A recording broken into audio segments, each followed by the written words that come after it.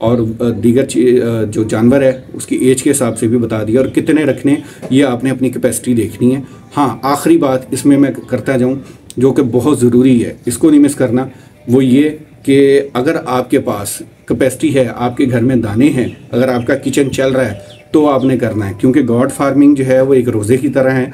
आपने रोज़ा अगर फजर में बंद किया है तो मगरिब में ही खोल सकते। अगर बीच में आपने खोलने की कोशिश की या किया, बेईमानी की, यानी कि रोज़ा तोड़ दिया, तो उसका आपको कफ़ारा भी अदा करना पड़ेगा, गुनाह भी होगा और नुकसान तो वो होगा ही। तो ये आपने अपनी कैपेसिटी देख के करना है, किसी के कहने पे नहीं करना कि ये आज कर लो जी, ये माला माल हो जाओगे, ऐसा हरगिज़ नहीं है। ये सबस बाग दिखाना जो है ना, वो ज़रा ज़मीन पे आ जाएं, आसमान पे ना उड़ें, और हकीकत को समझें, और रियलिटी जो ज़मीन की रियलिटी है उसको फोकस करके आप गॉड फार्मिंग करें, तो इंशाल्लाह आप कभी नुकसान नहीं उठाएंगे, ये मेरा दावा है। अस्सलाम वालेकुम नाजरीन, मेरा नाम है मोहम्मद अदनान खान और आप देख रहे हैं पेट्स लवर्स। नाजरीन, पिछली वीडियो में हमने बात की थी गॉड फार्मिंग के 3 सब्जेक्ट के ऊपर, और पिछली वीडियो में एक थोड़ा सा मसला भी आया था ऑडियो के हवाले से। बहुत सारे दोस्तों के कमेंट्स बॉक्स में और पर्सनल मैसेजेस भी आए कि अदनान भी आपकी वीडियो में ऑडियो बहुत ज़्यादा जो है ख़राब थी। तो उसकी वजह ये थी कि गर्मी बहुत ज़्यादा है, कमरे में बैठा हुआ था जैसे कि आप पीछे देख सकते थे, और कमरे में बगैर पंखे के और बगैर कूलर के तो बैठा ही नहीं जाता, और AC चलाने का तो इस आपको पता बिजली के बिल इतने आते हैं कि AC अफोर्ड नहीं हो सकता। तो बहरहाल रूम कूलर चल रहा था जिसकी थोड़ी सी नॉइज़ थी।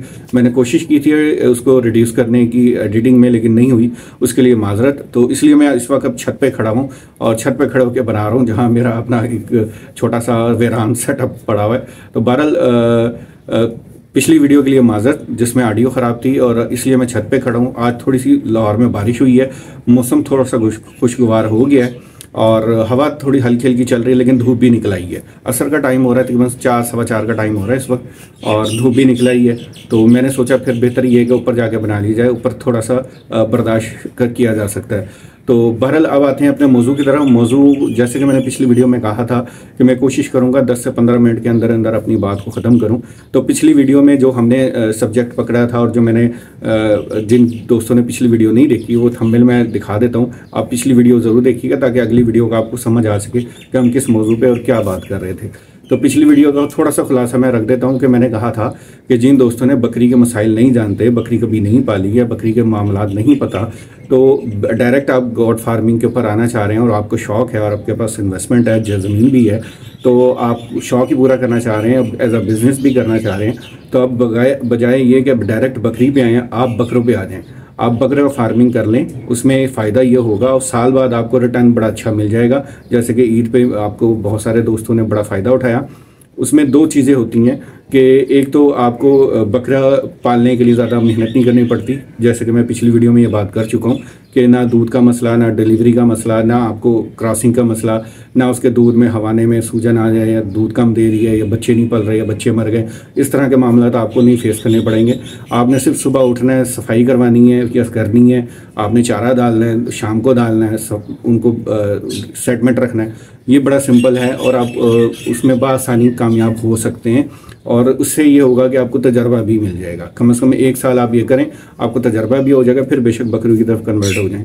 तो ये था पिछली वीडियो का थोड़ा सा खुलासा। और अब मैं आपको पिछले वीडियो में जब मैंने बात की थी तो बाद में ये मेरे ज़हन में सवाल आया कि बहुत सारे दोस्तों के सवाल होंगे कि हमें अगर बकरा फार्मिंग करनी है तो हमें 3-4 सवाल, जो कि कुछ दोस्तों ने में से सवाल किए भी थे पहले, कल नहीं पहले किए थे, और कुछ दोस्तों के सवाल मेरे अपने जहन में आए थे कि अगर आपने बकरा लेना है तो मैं आपको बताता हूँ कि जैसे कि अब ईद ख़त्म हो गई है, अब आपको पता है 1 साल है पूरा आपके पास, आप 6 महीने के बकरे ले लें एज के हिसाब से, यानी कि 6 महीने के बच्चे आप कहीं से भी दाने उठा लें।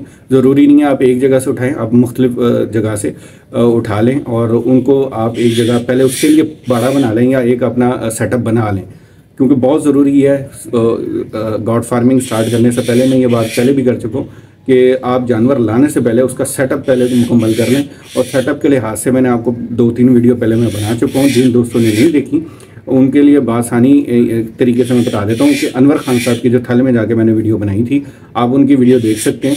उनका जो सेटअप था बहुत अच्छा था और बड़ा रीज़नेबल था और बड़ा मैनेजेबल था, बड़े तरीके से उन्होंने मैनेज किया हुआ था। आप उस वीडियो को देख लें और उसमें जो सेटअप जिस तरह बनाया हुआ है, और अगर आपके पास ज़मीन है तो आप उस तरह का सेटअप बनाएं। इंशाल्लाह सर्दी गर्मी दोनों में आप बड़ा पुरसकून हो जाएंगे और किसी किस्म की मुश्किलात आपको फेस नहीं करनी पड़ेंगी।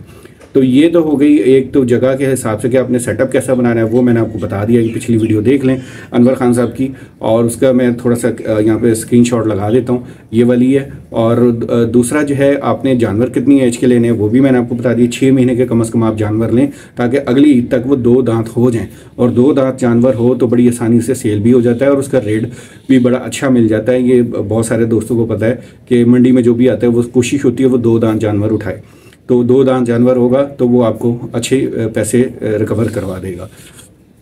उसके बाद आ जाती है बात कि हमने जानवर कितने लेने हैं।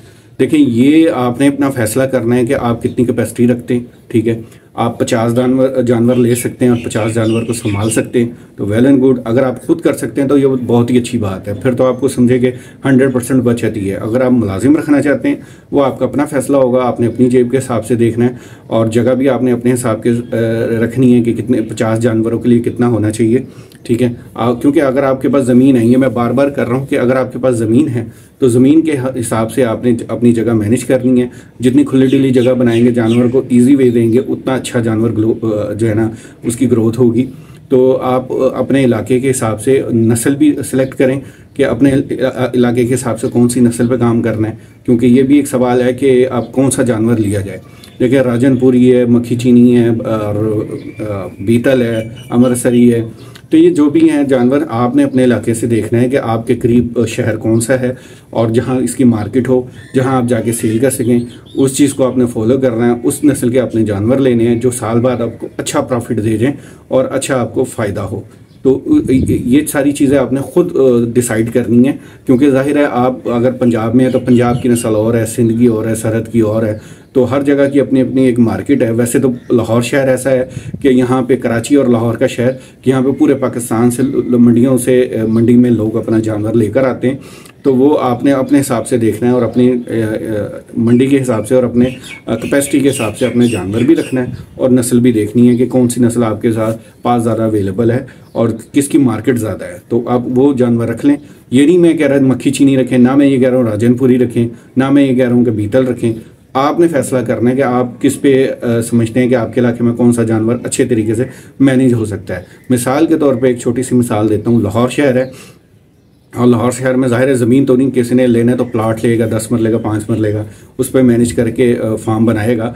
तो लाहौर शहर में जैसे राजनपुरी है तो वो थोड़ा सा मुश्किल हो जाता है, क्योंकि गर्मियों के दिन तो बड़े अच्छे निकल जाते हैं। गर्मी वो क्योंकि गर्म इलाके का है तो वो गर्मी सर्वाइव कर जाता है, लेकिन जब सर्दी आती है तो सर्दी में उसको संभालना बड़ा मुश्किल हो जाता है। और मैंने ये देखा है कि अक्सर लोग सर्दियों में राजनपुरी जैसे जानवर जो हैं वो ज़ाया कर बैठते हैं या फिर बिल्कुल उनके जानवर रह जाते हैं, बीमार हो जाते हैं ठंड की वजह से, वो उनको मैनेज नहीं कर पाते।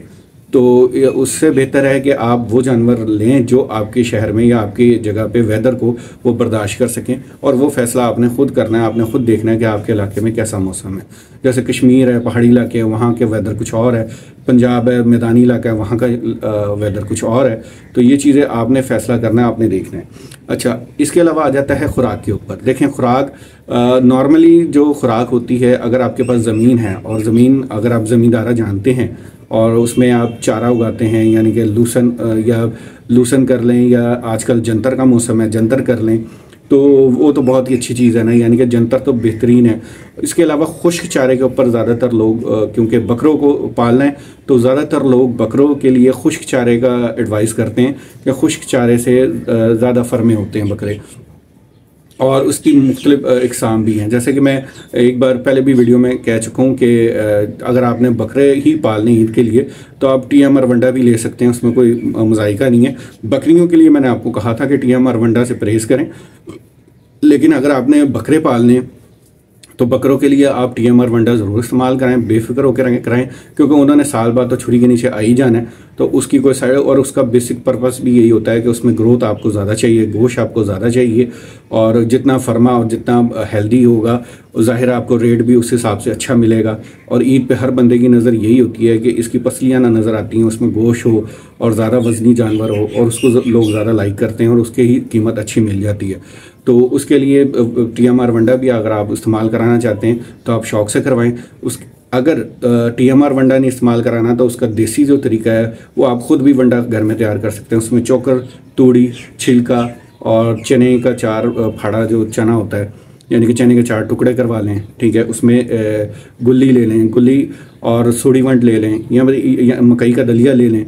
इस तरह की बहुत सारी चीज़ें हैं खुश्क, वो आप लेके आप ख़ुद घर में तैयार कर लें, ठीक है। घर में तैयार करके उसमें मिक्सर वगैरह डाल के आप अपने बकरों को इस्तेमाल कराएं।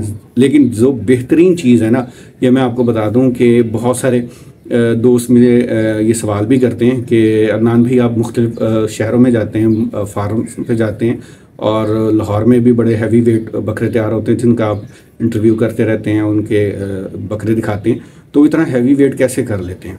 देखें, बकरों को हैवी वेट करने के लिए जो बेहतरीन चीज़ है ना, वो मैं आपको बता दूं कि 12 महीने वो खुराक नहीं देते। 12 महीने वो आम खुराक, यानी कि चोकर, तूड़ी, छिलका, उसमें सोडीवंट और उसमें आप मकई का दलिया, कनक का दलिया, ये चीज़ें इस्तेमाल करके एक वंड बना के देते हैं। जो आखिरी 4 महीने होते हैं ना, वो उसमें हैवी खुराक देते हैं, जिसमें कभी वो मक्खन दे देते हैं, कभी देसी घी दे देते हैं, कभी डालडा घी दे देते हैं।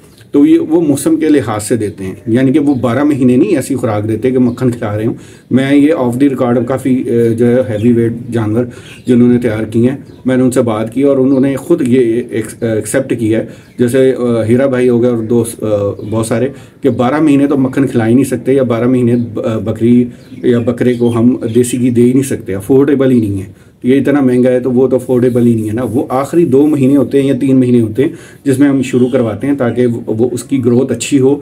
2-3, क्योंकि पिछले साल से वो पूरा एक मेहनत कर रहे होते हैं। जो आखिरी महीने होते हैं ना, 4 महीने, उसमें भराई या उसमें सारी चीज़ें होती हैं।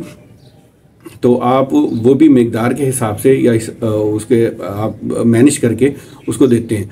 तो बेहतरीन चीज़ जो है वो बकरों के लिए जो है, जो बकरा हैवी वेट करने के लिए वो गंदम है। गंदम से अच्छी कोई चीज़ नहीं है, ठीक है। जितने पुराने आप उस्ताद लोग देख लेंगे वो आपको गंदम का मशवरा देंगे। गंदम से अच्छी जानवर की ग्रोथ और अच्छी हैवी वेट कोई जानवर नहीं, कोई भी खुराक नहीं करती। और इस चीज़ का मैंने ख़ुद भी एक्सपेरिमेंट किया हुआ है और लोगों से मैंने इस पे मशवरा और राय भी ली हुई है। तो गंदम आजकल चूँकि सस्ती भी है, इस वक्त मंडी में गंदम आपको बड़े मुनासिब रेट में मिल जाएगी। तो आप अभी से अपनी पूरे साल की गंदम उठा के अपने स्टोर कर लें, अपना जगह बनाएं, वहाँ पे स्टोर करें, और साथ चोकर, तूड़ी, छिलका, इस चीज़ की जो है ना वाफिक मिकदार में एक स्टोर बना के आप उसमें रख लें। बकरों के लिए अगर आप खुश्क चारा देते हैं तब भी ठीक है, और अगर आप चराई पे या सब्ज़ चारा देते हैं तब भी ठीक है। बकरों का कोई इतना मसला नहीं होता। हाँ, उनको तेल ज़रूर इस्तेमाल कराना है। अगर आपने खुश्क चारा इस्तेमाल कराना है तो साथ में आपने सरसों का तेल गर्मियों में, और अगर आप सर्दियां हैं तो उसमें आपने तारे मिर्च का और तिलों का तेल मिक्स करके और सरसों का तेल मिक्स करके बनाना है। और उसके लिए अगर आप एक तेल जो मुनव्वर भाई ने बताया था वो मैं काफ़ी वीडियो में बता चुका हूँ, अगर आप वो बना लेते हैं तो वो बना के रख लें तो वो तो बहुत ही अच्छा है। उसमें आपको किसी चीज़ के इस्तेमाल करने की ज़रूरत नहीं है। वो डायरेक्ट आप सिरिंज के साथ 10 सीसी 5 सीसी फी बकरा सुबह या रात को एक टाइम आप उनको दें तो इंशाल्लाह देखें आपके बकरों की ग्रोथ कितनी अच्छी होगी। वो वीडियो नहीं देखी तो वो भी आप ज़रूर जाके देखें। और बकरों के लिए फिर मैं वो यही कहूँगा कि मेहनत कम है, यानी कि इतनी मेहनत नहीं है जिस तरह बकरी पे है। तो अगर आपने बकरी फार्मिंग ही करनी है, यानी कि फार्म ही बनाना है, इन्वेस्टमेंट ही करनी है एज अ बिज़नेस, तो आप बकरों से स्टार्ट करें। बकरी का जो सब्जेक्ट है वो अगली वीडियो में मैं इंशाल्लाह आपको बताऊंगा और उसकी सारी चीज़ें मैं आपके साथ डिस्कस करूंगा। और उसमें मेरी कोशिश है कि इंशाल्लाह अनकरीब जो है, क्योंकि अब ईद ख़त्म हो गई है, मौसम भी थोड़ा सा बेहतर हो रहा है, तो इंशाल्लाह मुख्तलिफ़ शहरों में अब मेरा विज़िट होगा और मुख्तलिफ़ फार्मर्स के पास और जो तजर्बेकार हैं, जिनके एक्सपीरियंस हैं, उनके साथ भी मैं डिस्कस करूंगा और आपके सामने इसकी जो है ना ऑथेंटिक एक फिजिबिलिटी सारी आपके सामने रखूंगा। तो ये थी आज की वीडियो। इसमें सिर्फ मैंने ये बताने की कोशिश की है कि अगर आपने बकरी गॉड फार्मिंग ही करनी है तो बकरी से आप बकरों पे कर सकते हैं। बकरा फार्मिंग आसान है और इसमें कितनी खर्च होगा ये सारी चीज़ें आपको मैंने एक नक्शा सा बना के दे दिया। मैंने फिजिबिलिटी पूरी तो नहीं दी लेकिन एक नक्शा बना के दे दिया कि आप किस तरह कर सकते हैं। तो जगह का भी मैंने बता दिया है, आपको खुराक के हवाले से भी बता दिया है और दीगर जो जानवर है उसकी एज के हिसाब से भी बता दिया और कितने रखने ये आपने अपनी कैपेसिटी देखनी है। हाँ, आखिरी बात इसमें मैं करता जाऊँ जो कि बहुत ज़रूरी है, इसको नहीं मिस करना, वो ये कि अगर आपके पास कैपेसिटी है, आपके घर में दाने हैं, अगर आपका किचन चल रहा है तो आपने करना है। क्योंकि गॉड फार्मिंग जो है वो एक रोज़े की तरह है। आपने रोज़ा अगर फजर में बंद किया है तो मगरिब में ही खोल सकते। अगर बीच में आपने खोलने की कोशिश की या किया बेईमानी की यानी कि रोज़ा तोड़ दिया तो उसका आपको कफ़ारा भी अदा करना पड़ेगा, गुनाह भी होगा और नुकसान तो वो हो गई।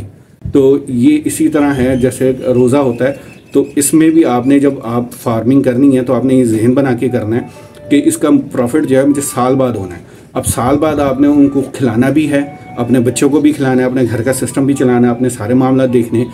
तो ये आपने अपनी कैपेसिटी देख के करना है, किसी के कहने पे नहीं करना कि ये आज कर लो जी ये माला माल हो जाओगे, ऐसा हरगिज़ नहीं है। ये सबस बाग दिखाना जो है ना वो ज़रा ज़मीन पे आ जाएं, आसमान पे ना उड़ें और हकीकत को समझें और रियलिटी जो ज़मीन की रियलिटी है उसको फोकस करके आप गॉड फार्मिंग करें तो इंशाल्लाह आप कभी नुकसान नहीं उठाएंगे, ये मेरा दावा है। तो उम्मीद करता हूँ ये वीडियो पसंद आई होगी और पसंद आई है तो लाइक करें, शेयर करें, दुआ में याद रखिएगा। इंशाल्लाह अगली वीडियो में फिर मिलते हैं। इजाज़त दीजिए, अल्लाह हाफिज़।